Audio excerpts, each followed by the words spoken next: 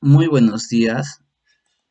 Voy a pasar a desarrollar muy sucintamente el tema de Ley General de Sociedades, que es el tema de exposición de mi grupo.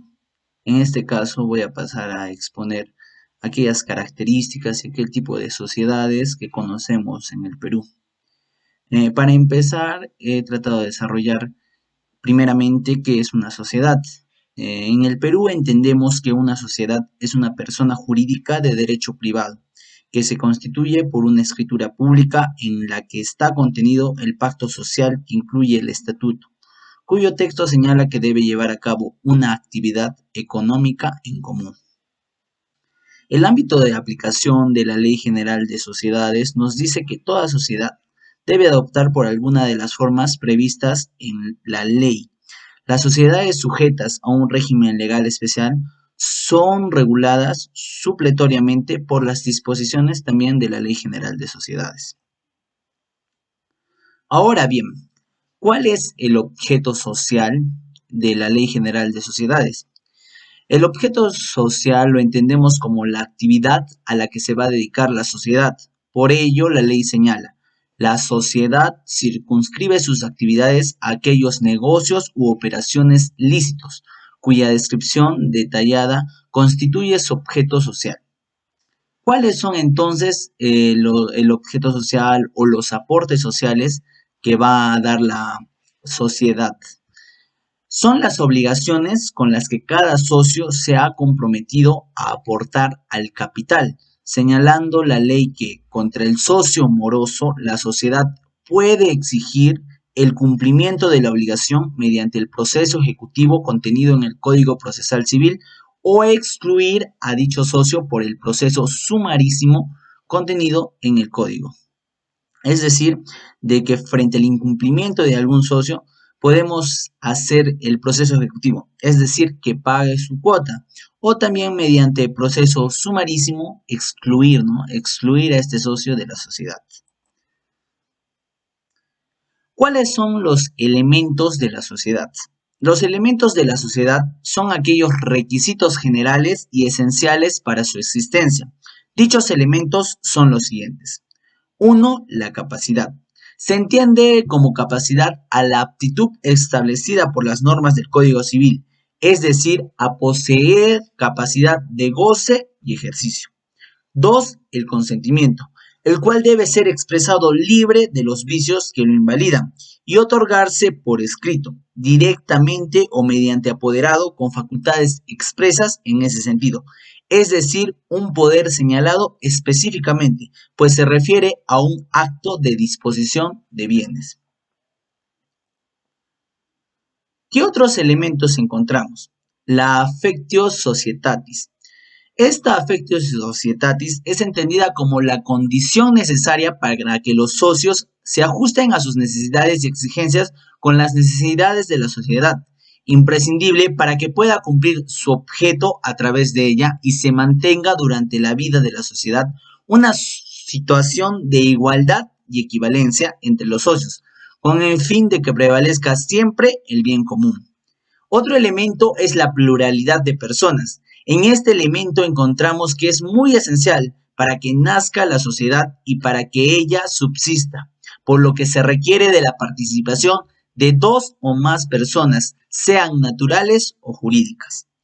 Otro elemento es la organización. La administración se establece mediante el pacto social y el estatuto que regularán el funcionamiento de los diversos órganos, los derechos y las obligaciones de los socios, la contabilidad, la formulación del capital social, la forma de distribuir los beneficios y de soportar las pérdidas.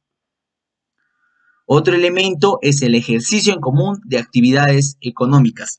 Es conocida por la doctrina como causa o fin común de los socios, pues en la sociedad los socios intervienen sus aportaciones, encontrando cada uno la correspondencia en la participación de las utilidades resultantes. Así también encontramos como elemento la participación en los beneficios y las pérdidas. Es un requisito esencial, consecuencia del ejercicio común de las actividades económicas. Demuestra las características de la empresa comercial, el riesgo y el ámbito de lucro de las empresas contratantes. Es decir, de que así como todos los socios pueden ganar parte de beneficios, también como todo negocio, también pueden sufrir pérdidas, y es por ello que se necesita la concurrencia y la participación de todos los socios. Ahora bien, el objeto social. La sociedad circunscribe sus actividades a aquellos negocios u operaciones lícitos, cuya descripción detallada constituye su objeto social. Se entienden incluidos en el objeto social los actos relacionados con el mismo que coadyuven a la realización de sus fines, aunque no estén expresamente indicados en el pacto social o en el estatuto de la sociedad. La sociedad no puede tener por objeto desarrollar actividades que la ley atribuye con carácter exclusivo a otras entidades públicas o privadas o personas. Es decir, que como objeto social encontramos sus características. Uno, que sea lícito. Y dos, que no vaya más allá de las funciones atribuibles a otra entidad, sea pública o privada o personas en general. Ahora encontramos formas y tipos de societarios. Estas formas societarias están contenidas en la nueva Ley General de Sociedades. Me refiero a la Ley número 26887. Encontramos como formas y tipos de societarios las sociedades civiles, la sociedad comercial de responsabilidad limitada, la sociedad en comandita simple y en acta comandita por acciones, la sociedad colectiva y la sociedad anónima, sea abierta y cerrada. Vamos a pasar a desarrollar cada una de ellas. Encontramos la sociedad anónima. Esta constituye una de las modalidades que contiene la Ley General de Sociedades número 26887.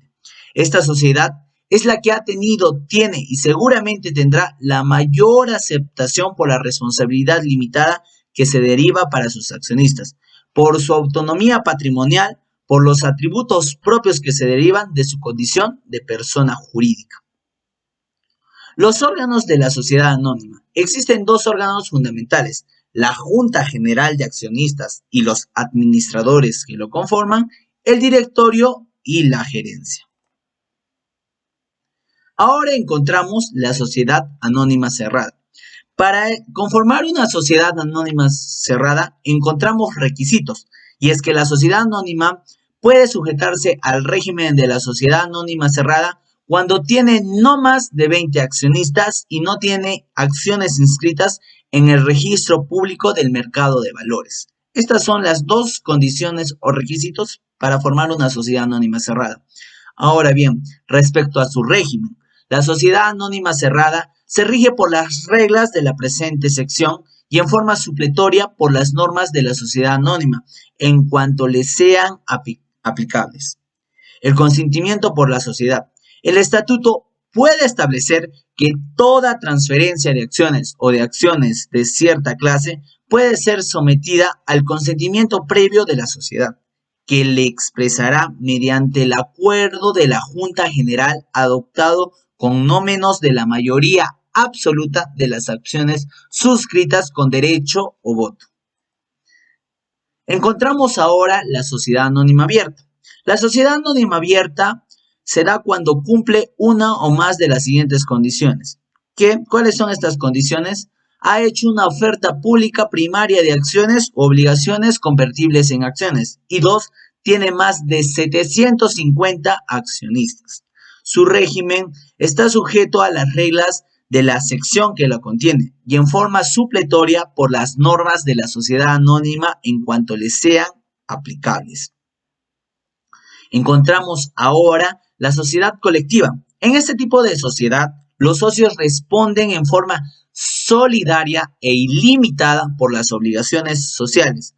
Todo pacto en contrario no produce efectos contra terceros. La sociedad colectiva realiza sus actividades bajo una razón social que se integra con el nombre de todos los socios o de alguno o alguno de ellos, agregándose la expresión sociedad colectiva. Encontramos también la sociedad en comandita.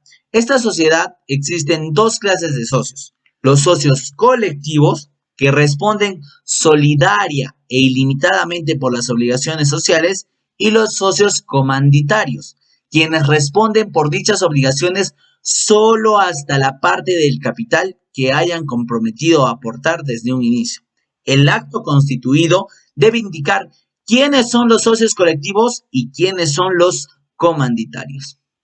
Encontramos también la sociedad comercial de responsabilidad limitada. Esta es una sociedad en la que el capital está dividido en participaciones o partes iguales, acumulables e indivisibles, que no pueden ser incorporadas en títulos valores ni denominarse acciones. Los socios no pueden exceder de 20 y no responden personalmente por las obligaciones sociales. Encontramos ahora las muy conocidas sociedades civiles. La sociedad civil se constituye para un fin común de carácter económico, que realiza mediante el ejercicio personal de una profesión, oficio, pericia, práctica u otro tipo de actividades personales por alguno o todos los socios. Capital social. ¿Qué es el capital social? Este está vinculado a las aportaciones, que son las contribuciones que realiza un socio a favor de la sociedad para la consecución del fin social. La importación puede consistir en dinero o en bienes según sea el caso. En la sociedad anónima solo pueden ser objeto de aportes los bienes o derechos susceptibles de valoración económica. ¿Cuáles son las funciones del capital social? Uno tiene la función de garantía. El capital social expresa la cifra a que debe ascender como mínimo el patrimonio social líquido de los socios. La función organizativa, que quiere decir que el capital social sirve de pauta ineludible para las distintas relaciones jurídicas que existen al interior de la sociedad. Encontramos ahora cómo es que se constituye la sociedad. En este rubro, la ley mantiene muchas de las reglas básicas de la anterior legislación. La Ley General de Sociedades distingue dos tipos de constitución o de sociedades, que puede ser la simultánea o unitaria o la sucesiva.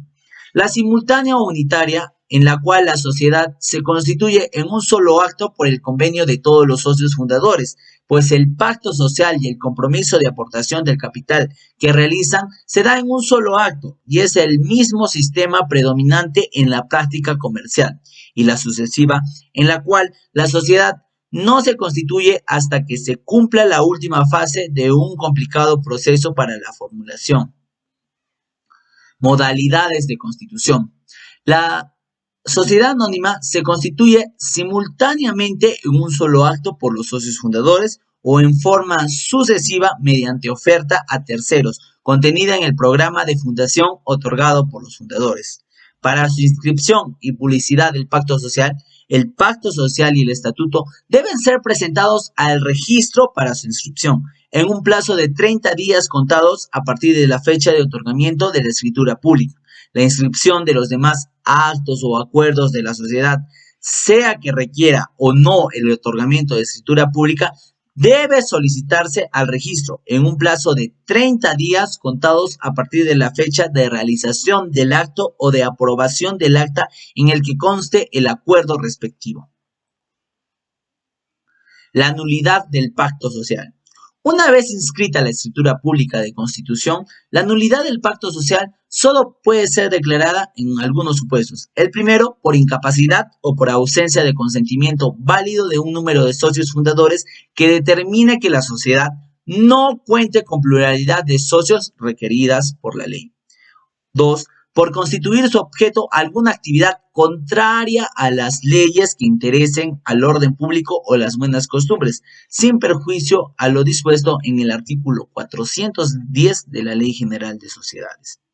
3. Por contener estipulaciones contrarias a normas legales imperativas u omitir consignar aquellas que la ley exige.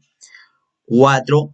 Por omisión de la forma obligatoria prescrita en la ley. Eso ha sido todo por parte de mi exposición. Mil disculpas y muchas gracias.